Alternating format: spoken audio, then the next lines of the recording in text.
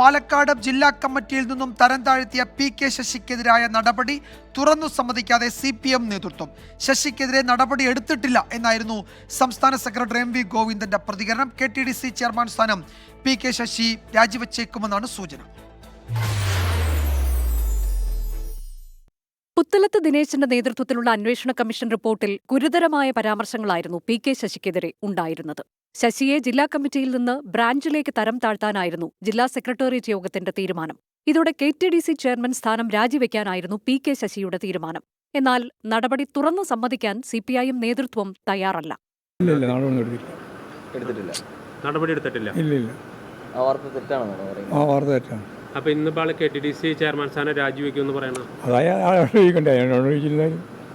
നിലവിലെ ചുമതലകളെല്ലാം തന്നെ അതേ രീതിയിൽ തുടരും. നിങ്ങളിപ്പോൾ പറഞ്ഞ കാര്യങ്ങളൊന്നും എൻ്റെ അറിവിലുള്ളതല്ല. അങ്ങനെ ഒരു കാര്യം ഞാനിന്ന് പത്രത്തിൽ കണ്ടിട്ടാണ് മനസ്സിലാക്കിയത്.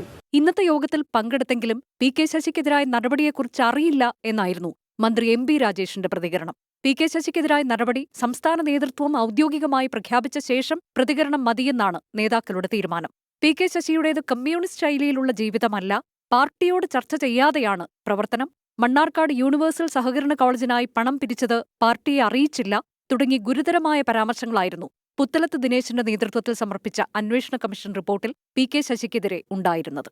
24 പാലക്കാട്.